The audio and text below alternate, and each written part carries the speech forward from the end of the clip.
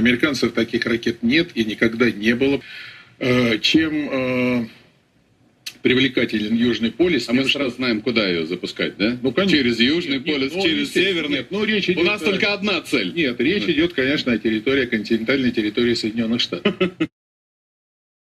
Those are hosts on Russian state TV responding to the test of the RS-28 Sarmat Satan II intercontinental ballistic missile, which happened. It's a missile that you could fire to deliver a nuclear weapon anywhere in the world, and they thought it was hilarious to talk about sending it to the US, but not just generally anywhere in the US. They actually had a very specific idea of where they'd like to nuke.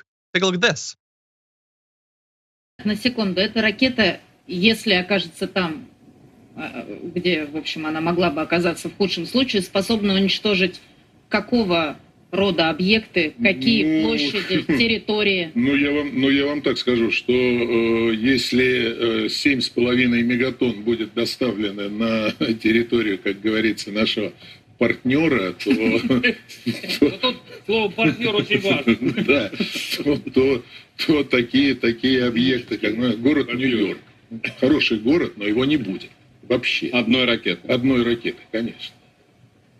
Совсем. От слова совсем. Вот. So specifically, New York City has got to go. It could destroy it. And imagine if we were to nuke New York. That's like their equivalent of CNN, effectively, of the media that is allowed by the Russian government. That's what it is. That's the equivalent of like Don Lemon and Anderson Cooper chuckling about destroying Moscow was. That's where we're at this point in the conflict over Ukraine.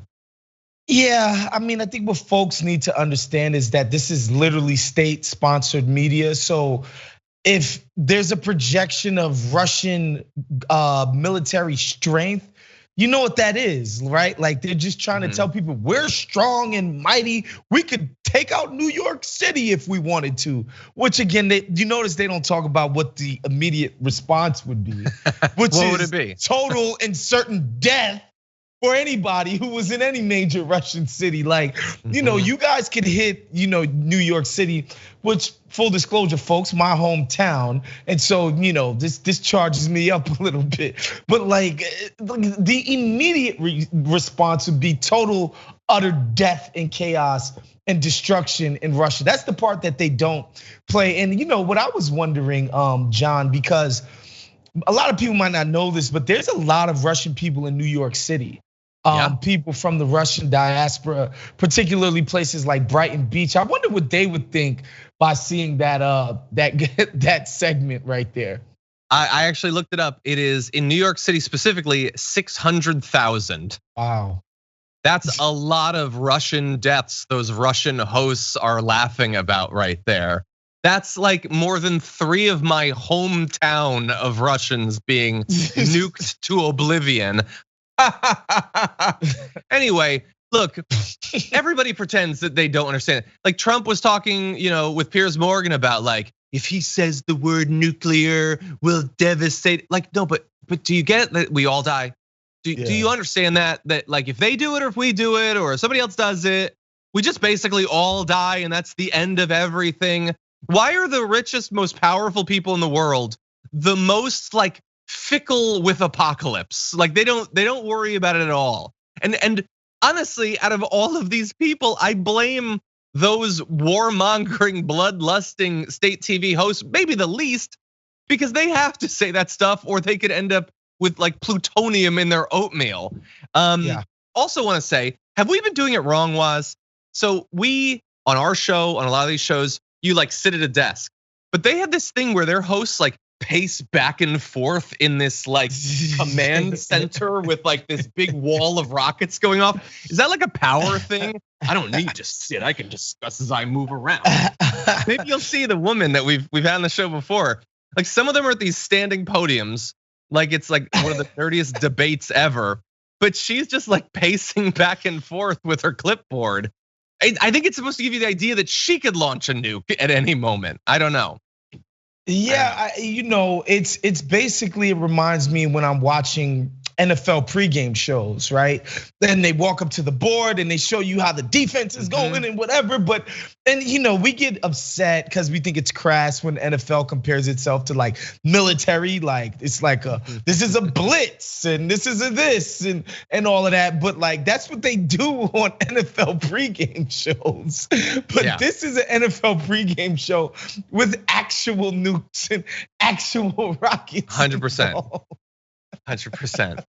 By the way, someone in the chat's like, it wouldn't be plutonium, it'd be polonium. I'm like, yes, you're right. It would be polonium. God, come on. It doesn't matter. You get what I'm saying. You get what I'm saying. Either way, I appreciate the fact check. But like, yes. Come on, plutonium oatmeal is funnier. Can you give me that? It's funnier than polonium oatmeal. That's actually kind of funny too. Okay, we'll do a poll. Anyway, really fast. In addition to those state TV hosts, a Russian member of parliament talked about nuking England or New York, one or the other, just like casually was talking about. They didn't have the transcript, so we decided not to play the actual thing. But bear in mind, we are not necessarily so much better, especially because those are state media hosts. Whereas you might recall back in 2016, Ted Cruz promised to find out if sand glows in the dark, threatening to nuke the Middle East. And he was also threatening to carpet bomb the Middle East as well, mass death. Trump was with his fire and fury and I have a much bigger button. And yeah, our politicians, these are not just hosts, these are politicians, joke constantly about annihilating hundreds of thousands or millions of people. And on both sides of this, you don't remember bomb Moran from the great Maverick, great American hero, great Maverick. John McCain. Come on, man, these people do this routinely. Yeah, that's true. You're 100% right. I'm glad that you remembered that. And look, they're all joking now. Russia's foreign minister said earlier today that we could have nuclear war if we don't stop providing weapons to Ukraine. So that's fun. That's fun. I had been questioning as we keep doing these shipments, like at what point is Russia gonna freak out about this? Well, no, they're freaking out about it. And they're saying, the Russian foreign minister said, we're in essence engaged in war with Russia already. That's great. And by the way, while all this anti-diplomacy is going on, bear in mind the siege of Mariupol. If we could jump ahead, there's a great breakdown if you want to go to the Washington Post about the historic scale of what's happening in Mariupol right now. They said effectively, from sources on the ground, there's nothing to destroy anymore. This is like the carpet bombing or fire bombing of a city in World War II, effectively. They've lost over 20,000 people. There's still something like 100,000 civilians there, some defenders, and God only knows how many will die in the end. So we have this looming specter of violence and everything, but there's also just the stuff that's actually going on, which is devastating enough in its own right.